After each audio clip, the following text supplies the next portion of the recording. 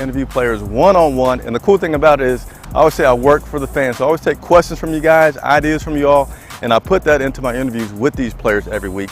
And something very fun at the end of the interview is I do an activity like Office Olympics, just something really fun, and I don't always win, but that's not the point, just so you guys can get the chance to see these players as people, not just as guys with helmets on running around on Sundays. It's really cool. So if I have your interest, please click subscribe to my YouTube channel and let me know what you think.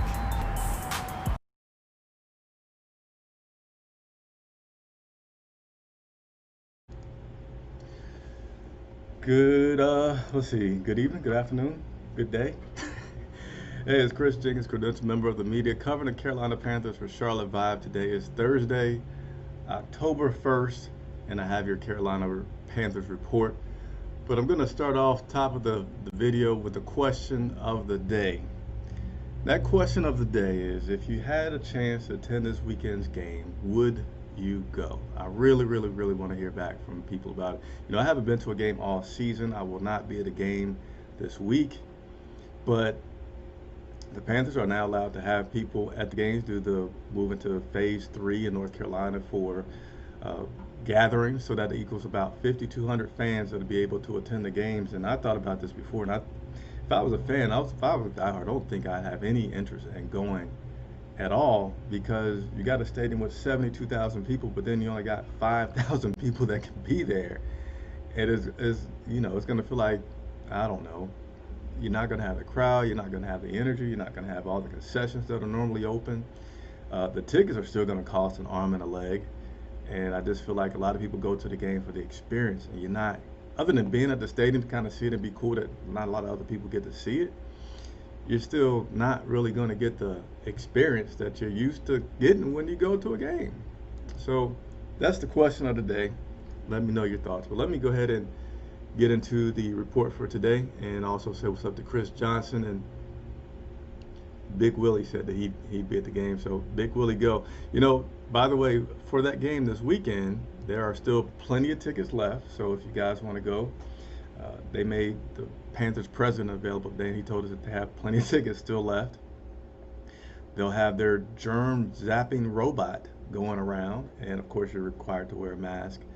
And so far they're just saying, you know, a lot of family and friends of players will be there. Coach Rule today spoke about his family that's going to be there, and he shared something that's pretty cool that I want to share with y'all, which is they have a few superstitions that he does, and one of the ones that I thought was pretty funny and worth sharing with you is that he has, I think, 2 daughters. I forget his exact family makeup. I think he has 2 daughters and 1 son, but nevertheless, with his daughters, every time there's a game, they come up to him and they get in his face and they yell and they scream, "Do your job." So he says that that's something that they do every week, and because it's COVID and they can't be physically close to him on game days, that's something that he'll do on FaceTime. It's something that he's been doing on FaceTime on road games, but nevertheless, he plans on having his entire family at the game this Sunday versus the Arizona Cardinals. All right, let me go ahead and give you all a few updates and transactions for the Carolina Panthers. First, we'll start with the transactions.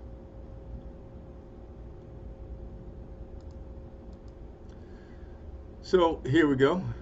Start first with the protected practice squad players. So each week by Tuesday, the teams must designate what players they are protecting on their practice squad, meaning that no other team can grab them away from them, something that they're doing because of COVID being here. So Reggie Bonifant, defensive tackle Woodrow Hamilton, excuse me, guard Mike Horton, and then safety Kenny Robinson are the protected practice squad players this week. And then we also had a transaction the other day in which we signed running back Pete Guerrero. So those are the practice squad. You guys can't see me. There you go. Sorry about that. So those are the practice squad players that were protected as of yesterday. Actually, a couple days ago, technically. I'm sorry, Tuesday. Get my days mixed up because I've been traveling a lot. But nevertheless, injuries. That's a big thing. Well, COVID's also a big thing. I know the Tennessee Titans, kind of not related to the Panthers, but somewhat related. The Tennessee Titans had a breakout of people getting tested positive for COVID. They had 2 more people get tested positive today. So that is the first NFL game that will be affected by COVID. That game has been postponed. It initially was being considered to be pushed back to Monday or even Tuesday.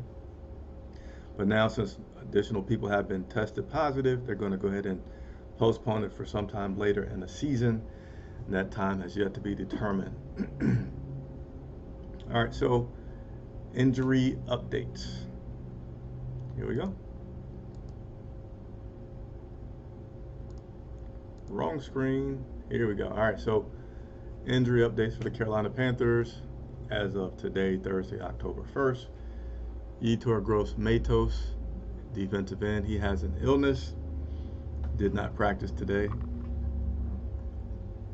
Russell Okung, tackle, growing, he had limited participation in practice today. Jeremy Chin, safety, he's dealing with a hip injury. He was also limited practice today. I see Trill said, what's up? So how you doing, Trill? Appreciate you signing on.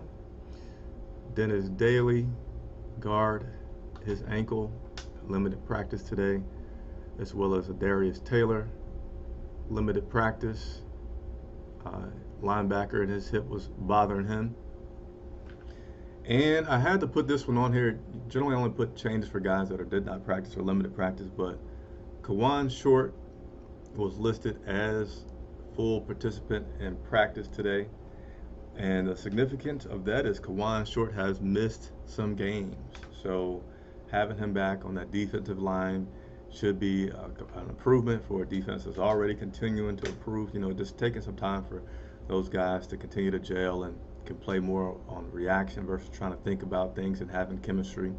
So that's a very good note there that Kawan, or K1 technically, will be back, as well as cornerback Dante Jackson. You know, he's been getting banged up almost every week. I think past 2 out of 3 games he's had some injuries that have bothered him.